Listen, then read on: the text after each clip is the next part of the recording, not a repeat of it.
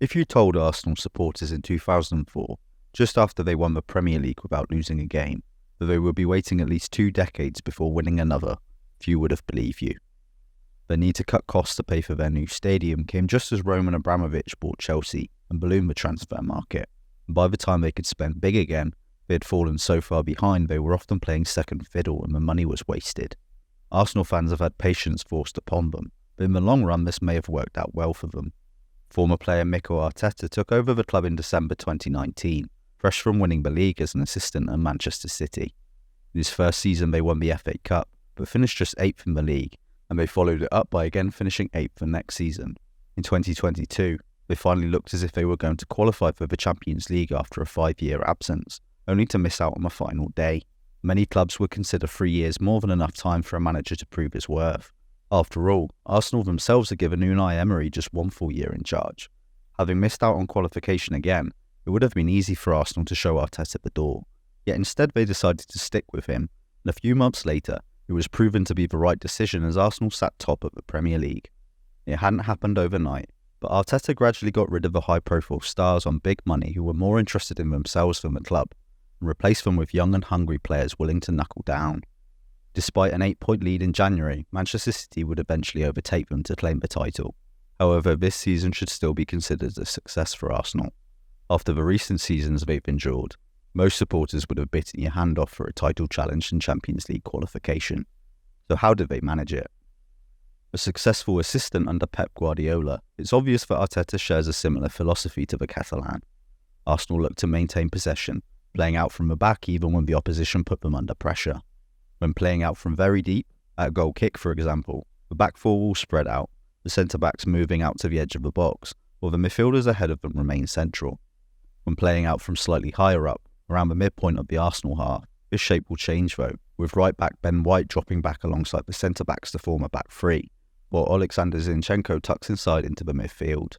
Although different in terms of formation, the principles that guide the setups are the same. The first line stretches wide across the field, while the 2 midfielders ahead of them remain narrow. It's simply which players take up which role in the shape that change. From a goal kick, for example, Arsenal will still form back 3 in that first line, but it's goalkeeper Aaron Ramsdale who takes up the central role, whereas higher up the pitch, where it would be risky for a goalkeeper to advance, one of the centre-backs will take up that central role, while White comes inside off the touchline to join them. The idea is simply to occupy the opposition forwards to create space elsewhere for a teammate. For example, if the opposition forwards focus on blocking passes into the midfielders, then Arsenal can simply pass out to the wide players in that first line. If the opposition forwards continue to stick with the midfielders, then those wide defenders have the space to push forward into with the ball, allowing them to progress the ball up the pitch. If the opposition forwards instead opt to follow the ball and press the first line, then that opens up space for the Arsenal midfielders inside. With 3 men in that first line, it shouldn't be hard to find a passing angle into them. Arsenal's back 3 spread wide enough across the pitch that the opposition forwards are forced into making a choice. They have to either block up the inside to stop them playing into midfield, or block up the outside to stop them pushing forward on the ball. They can't do both at the same time. Arsenal's first line simply spread too wide for them to be able to effectively cover both the midfielders and the outside defenders simultaneously. The opposition could commit more men forward, allowing them to cover both the Arsenal backline and the midfielders, but that would leave more space higher up the pitch for Arsenal to exploit with a more direct pass. In order to make this work, Arsenal players all have to be capable in possession. This starts right from the back. Ramsdale is comfortable with the ball at his feet, able to pick out passes into teammates both along the ground and over the top. If anything, he can be a little too calm under pressure, allowing opponents to get right up close to him without rushing himself. Not panicking is good, but not if it means being robbed of the ball, or severely limiting where you can pass it because the pressing player has cut off most of the angle. Ramsdale's long kicking is also good. He has an odd technique where he's hunched over the ball, rather than leaning back, meaning he frequently nearly knees himself in the head, yet this doesn't seem to affect the height he gets on his passes. It certainly looks weird, but there's nothing strictly wrong with it. He doesn't have the quality over a longer range of someone like Ederson, who can pick out a specific limb and weigh a pass to make it easier for the recipient to control, but he can hit the rough target of his teammate on a consistent basis. Those in front of him are much the same. William Saliba deals with pressure well, shaping his body to get his opponent going one way before twisting to escape into space in the other direction. He can also split the opposition lines with a pass when given the chance. Gabriel Magalhães generally doesn't allow the opposition to get as close to him as Saliba does. However, he's clearly comfortable in possession, as he will push forward into attack when there's space ahead of him to do so, key to progressing the ball in Arsenal's makeshift back three. Like Saliba, he's not exactly a playmaker, but he's more than capable of picking out passes if presented with the opportunity. A natural centre-back playing at right-back, Ben White is more than comfortable tucking in alongside Gabriel and Saliba to form a makeshift back three. His passing is better than the other twos, able to pick out through balls into space rather than simply passes into feet, which means he pairs up well with Bukayo Saka. Like Gabriel, positioned on the outside of the back three, he's expected to push forward on the ball when he has space ahead of him, but he advances much further than the Brazilian. He may take on the role of a centre-back in this makeshift back three setup, but he is also meant to be the full-back, and so it's often up to him to overlap past Saka and hit the byline. His crossing is generally very good, whether it's looping the ball towards the back post or hitting flatter passes in defeat. Ahead of the back three is Thomas Partey. Despite his bulky frame, he's very good under pressure, allowing him to turn out and play forward after receiving the ball with his back to goal, or he's great at slipping a pass through the midfield too. He also has the passing range to progress the ball even when there's no short pass on. Oleksandr Zinchenko tucks inside from left back to partner Partey at the base of the midfield, in the same role he played for Manchester City. The Ukrainian is much more comfortable with his back to play than you would expect for a full-back, essentially operating as a midfielder. He's happy to turn out, willing to carry the ball under pressure, and capable of slipping passes into attack. Just how important he is to Arsenal progressing the ball was made clear when he was out injured. Kieran Tierney and Takahiro Tomiyasu are both solid on the ball, but they clearly aren't as comfortable with their back-to-play as Zinchenko. They would tuck inside like the Ukrainian, but would rather play backwards or sideways passes than turn out and play forward as he does. Tierney looked much more comfortable when he was instead allowed to remain wide, providing width on the left side of the attack and picking out low crosses or cutbacks. It's a role he performs better than Zinchenko, who isn't really athletic enough to reliably beat his man down the outside and isn't a great crosser of the ball. However, it means Granit Xhaka having to move back into a more defensive role. One of the major benefits of Zinchenko's willingness to tuck inside into the midfield is that it frees up Xhaka to push forward into attack. The Swiss previously had a fractious relationship with supporters, yet he's had a resurgence under Arteta and is now playing his best football in an Arsenal shirt. With Zinchenko plugging up the gap in the middle, Xhaka will sometimes swap positions with him, pulling out to the left flank. This enables him to pick up the ball on the half-turn rather than with his back to play, making it easier for him to make use of his impressive passing range. For the most part, Xhaka instead pushes forward into attack though. Coming from a deeper position, Xhaka can catch the opposition defence unaware, timing his runs to arrive around the box untracked. This has allowed him to showcase his abilities as a box-to-box midfielder, rather than being limited to a deeper role that requires more discipline. Whereas Xhaka pushes forward, Martin Odegaard will often move in the opposite direction, coming deeper to help in the build-up. Collecting the ball from the defenders, the Norwegian can turn out and carry the ball forward, or pick out a pass. As well as dropping deep in midfield, Odegaard also pulls wide to help Arsenal progress the ball down the right. The opposition will often try to counteract Arsenal's use of a back three by having the wingers push forward to pick up the outside centre-backs, but in doing so the wingers will leave space behind them to exploit, so Odegaard drifts out into it. Normally in this situation the left-back would step out to meet him, but they can't do that without leaving Saka free. Odegaard is in a win-win situation. Either he gets space to use, or one of his teammates does. This does help Arsenal to progress the ball forward, but it also highlights another issue they face. As one of the better teams in the division, with a game plan based around patient possession, Arsenal are often coming up against teams happy to sit back and keep tight, meaning they need to break them down. They often struggle to do so, building up in a U-shape, passing from side to side without penetrating the centre where the actual goal is. How they use their wingers doesn't really help with this. Bukayo Saka is a brilliant young player, barely out of his teens yet already an established international. He protects the ball superbly, keeping it glued to his feet even as the opposition foul him, which allows him to wriggle past his man into the middle. The problem is that most of the time Saka isn't having to beat just one man though, but two or three of them. Arsenal's patient build-up means they are often having to break down settled defensive shapes, and that means that when Saka receives a ball, the opposition defenders and midfielders are generally in a position to support their fullback. He frequently has success when he goes down the outside, simply having to beat his fullback to get to the byline and cross. But as a left footer on the right, this isn't exactly natural for him. It makes more sense for him to want to cut inside into the middle. Saka does have the ability to dribble past players, but asking him to beat several every time he gets the ball is asking too much of any player. The same applies to Gabriel Martinelli. The Brazilian is more direct than Saka, but his role is broadly the same. He uses his speed to burst past his man, and looks more comfortable going down the outside than the Englishman. Right-footed playing on the left, like Saka, his natural inclination is to cut inside into the middle though. The Brazilian is a good dribbler technically, beating his man using his footwork rather than just knocking it past them and relying on his pace to get to the ball first.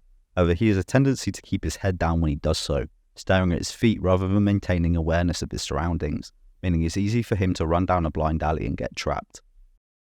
During the build-up, the wingers are tasked with stretching play with their positions, hugging the touchline to maintain width, but once they actually get on the ball, they look to do the opposite, cutting inside into the middle and narrowing Arsenal's attack. It's not exactly a surprise Arsenal can struggle to penetrate the opposition defence when they encourage them to pack together tightly. Arsenal's lack of threat on the counter displays this issue well. Their quick, technically gifted attackers are the exact kind of players you'd expect to flourish on the counter, yet they generally don't. This is because they come in too narrow. Rather than spreading out to stretch the opposition defence, Arsenal's attack will bunch up through the middle, meaning the opposition defence bunches up too.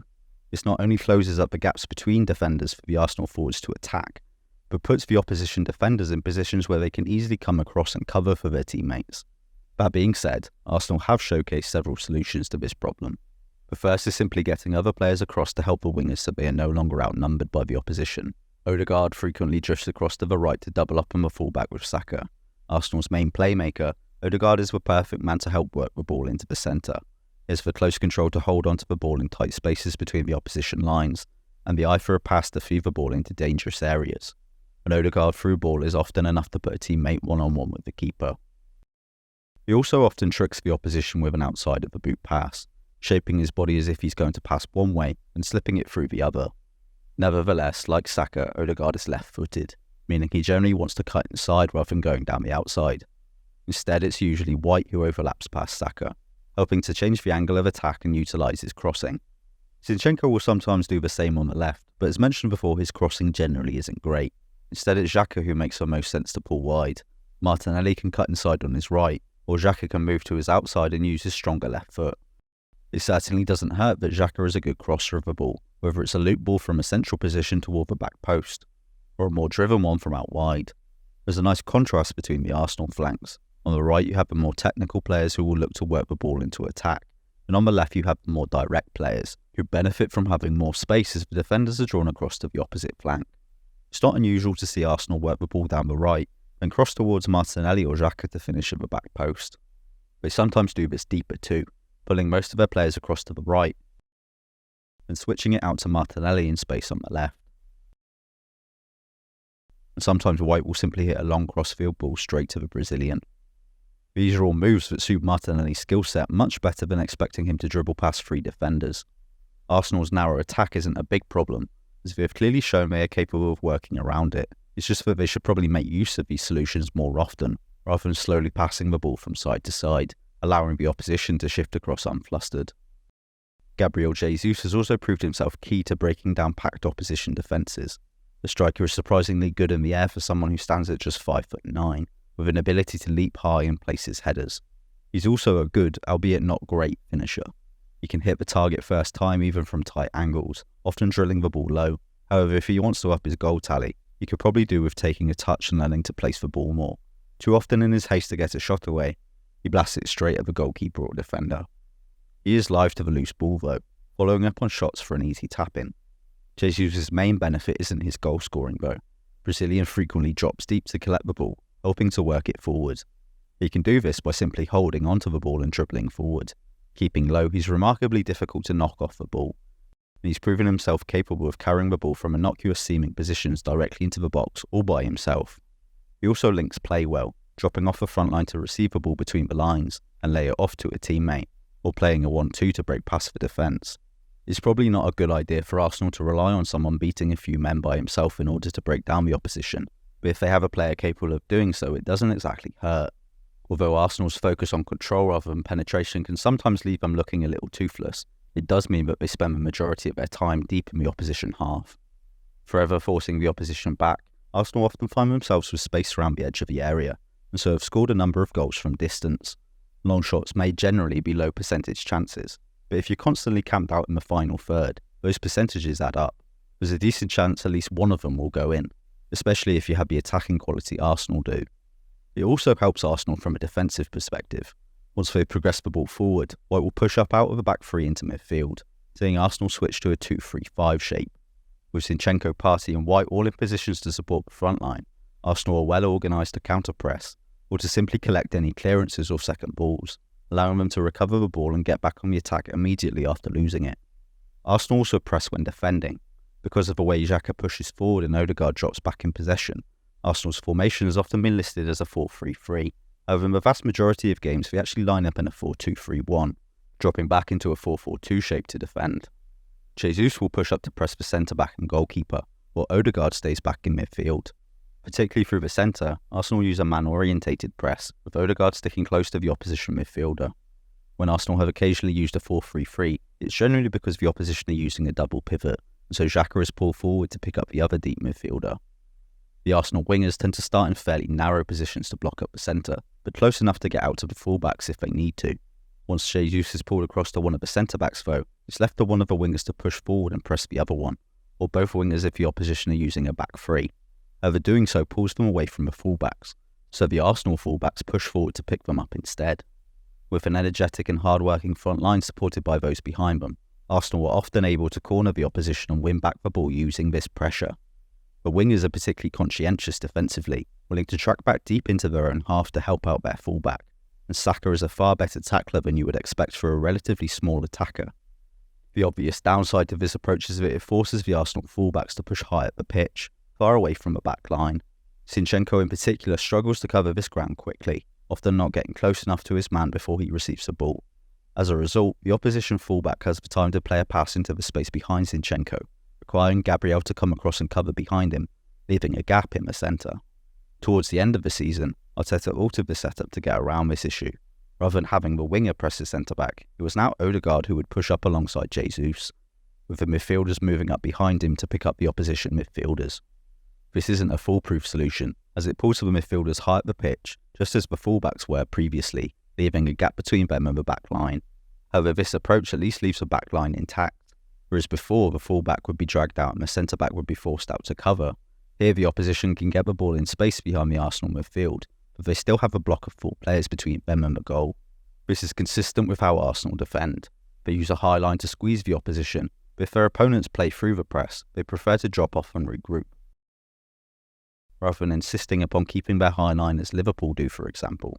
Arsenal's defenders would rather drop off and still be in a position to defend, and try to catch the opposition offside and risk allowing them through on goal.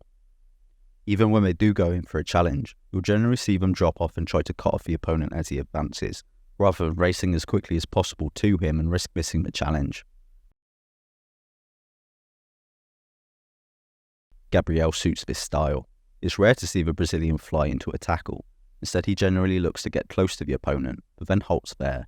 He allows his opponent to run at him, but gets his body between them and the goal, so that he will generally block any cross or shot they attempt. Holding this position, he gives them time on the ball, but no space, meaning with any poor touch they bring the ball to him, rather than him going to them. It's noticeable that if Gabriel is beaten, he works to get back into a position between the opponent and the goal, rather than simply chasing after the attacker. He's also excellent at covering his teammates. It's not unusual to see him position himself wherever he needs to be to protect the goal, but shape his body so that he can immediately sprint off and cover elsewhere. Being proactive like this means he doesn't have to turn, cutting down on the time it takes for him to come across. He also has the awareness to spot attackers' runs early, meaning he will often come across and get to the ball first, rather than reacting late. Saliba is a bit more aggressive, more likely to attempt a tackle or just get close and try to outmuscle his opponent, but he defends in much the same way as Gabriel. There's that same focus on defending the space in behind and covering for his teammates. Only 22, he unsurprisingly doesn't have quite the same level of awareness as Gabriel. He still does well to spot and track runners. His physical attributes allow him to make up for any delayed responses too, with the pace to get ahead of his opponents in a foot race and fluid turns to quickly change direction. White is another talented defender. He can sometimes be a little overly keen to go in for a challenge. However, even when he does miss a tackle, he will often recover quick enough to get back and continue defending against his man, rather than requiring someone to cover for him. He's particularly good in 1v1s. He'll position himself that his body will block the path inside should the winger try and cut into the middle. Or he shapes his body to be able to defend down the outside if they go that way. White is well positioned to be able to defend against his opponent whichever direction they go in. Of the first choice back four, Zinchenko is the worst defender by quite some distance. We have touched upon how his lack of agility can make him slow to get out to his man, but often he doesn't even attempt to get close to them, giving them the space to do as they please. Even when he does get tight to his man, his challenges are often quite simply weak, allowing his opponent to push past him untroubled. Most frustratingly, if he's beaten, Zinchenko frequently won't bother to retreat, simply stopping and watching on, rather than scrambling to get back and help his teammates as they cover for him. Both Tierney and Tomiyasu are superior defenders to the Ukrainian, but they can't tuck into the midfield as well as him. Behind them, Ramsdale wasn't a popular figure when he first signed for Arsenal, however he soon won over supporters. The 25-year-old is bursting with enthusiasm, and like his back four's calmer approach to defending, Ramsdale cuts a much more manic figure. His feet forever bouncing, he has the athleticism and reflexes to make acrobatic saves, or he's always willing to rush out and sweep up behind the defensive line, or close the angle and hurry opposition strikers. Ramsdale committing himself like this has its downsides too though. He will sometimes misjudge situations, missing the ball and leaving himself in no man's land. His mad scrambles get him quickly into positions to make saves, but they also see him commit his body weight to one direction, meaning he can't easily go back the other way if he needs to. It's not unusual to see him on the ground because he's flung his body in front of a shot that hasn't come, leaving him out of position for the next phase. He also shows some technical weaknesses. He often has a wide stance that means he has to pull his leg inside before he can dive. His quick reflexes help to make up for this, but it means the ball is already flying through the air before he can push off his leg, delaying his dive and making it hard for him to get any power behind it. He has definitely improved in this aspect this season though. Likewise, his positioning can sometimes be a little iffy. The rough rule of thumb is that in order to cover the entire width of the goal, a goalkeeper should be in line with the centre of the goal relative to where the ball is. Ramsdale will occasionally be too close to his near post, meaning if the attacker can place his finish just inside the far post, the goalkeeper would be unable to reach it. With quite a solid frame, Ramsdale is usually comfortable coming out to claim crosses, unafraid of being pushed about. However, he will occasionally drop one or two. Ramsdale is a good, maybe even very good goalkeeper, but he's not a truly world-class one, although there's still plenty of time for him to develop. Arsenal have put together a very strong starting 11, however there is a drop-off when any of the first team is missing. Zinchenko was the first to succumb to injury, and neither Tierney nor Tomiyasu could tuck inside into midfield to the same level as the Ukrainian, although they made it work with a little reshuffling. Jesus was next. Given his quality, it seemed disastrous, yet Arsenal suffered relatively little in his absence. Eddie Nketiah filled in for him in attack. The striker has been compared to Ian Wright, using his pace to run in behind opposition defences, and his ability to spin 180 degrees in a flash to turn defenders. Although he can't replicate Jesus' dribbling, he has a decent all-round game. He has a close control to be able to beat a man, or hold on to the ball so his teammates can get up and support him. Having missed out on Champions League football the season prior thanks in large part due to them letting Pierre-Emerick Aubameyang go without a replacement, Arsenal were more willing to enter the transfer market to bolster their squad for the run-in. Leandro Trossard joined from Brighton and was initially used on the left flank. He's closer in style to Saka than to Martinelli, preferring to work the ball into the box by combining with his teammates than go for goal himself. He does possess the close control to dribble past his man like the other wingers too though. Nevertheless, Trossard soon found himself moved into the middle, where he operated as a false nine, dropping off the front line into midfield to link play. In January, Arsenal also signed Jorginho from Chelsea. The Italian is a very good passer, easily able to turn out and progress the ball forward, or pass straight into attack. He's unable to match Partey's defensive output though. Big and strong, the Ghanaian could probably rely on his physicality to win back the ball, but it's his good sense of timing that often does it, putting his foot in at just the right moment to halt an attack. He also covers a lot of ground, coming across to cover for his teammates if they are caught high up the pitch. Jorginho simply can't do that. He was never the most physical of players, and that's not going to change at 31 years old. He misses challenges, and doesn't have the physical attributes to recover when he does. An injury to Saliba saw Rob Holding brought in at centre-back in March. He was a big downgrade on the Frenchman, not possessing the same level of awareness despite being the senior man. Coinciding with Arsenal beginning to drop points, Holding was blamed. Some criticism was justified, but he did fit in with Arsenal's style of play, chopping off to protect the goal and cover his teammates just as Saliba did, unable to hold his own in possession.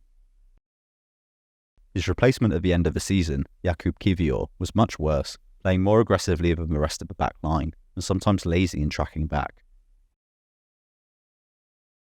Holding wasn't great, but it's not as if all the goals Arsenal were conceding were directly because of him. Arsenal's biggest problem was that they just kept giving the ball away in dangerous positions. It's an inherent risk to the possession game Arteta uses, but Arsenal didn't exactly help themselves at times, losing the ball either through clumsiness or overconfidence. Of the 43 league goals Arsenal conceded this season, 13 came directly from them gifting the ball to the opposition, and this number rises to 15 if you include goals conceded from set pieces won because Arsenal gave the ball away. That's over a third of their goals conceded coming from them being sloppy with the ball. This style of maintaining possession won Arsenal points, allowing them to control their opponents and gradually wear them down. But it had its drawbacks too, and Manchester City gave them little room for error. Arsenal's failure to secure their first league title in 19 years may well have disappointed supporters, but this is clearly a team with room to develop, and it gets a lot easier to turn a strong starting 11 into a strong squad when you have a title challenge in Champions League football to point towards. If you enjoyed this video, please like and subscribe to support the channel. You can get updates on what I'm doing by following on Twitter and Facebook, links are in the description, but most importantly by supporting Holding Midfield on Patreon. Without financial support, I can't justify the time it goes into making these videos to keep the channel alive while also receiving access to premium content. Thanks for watching.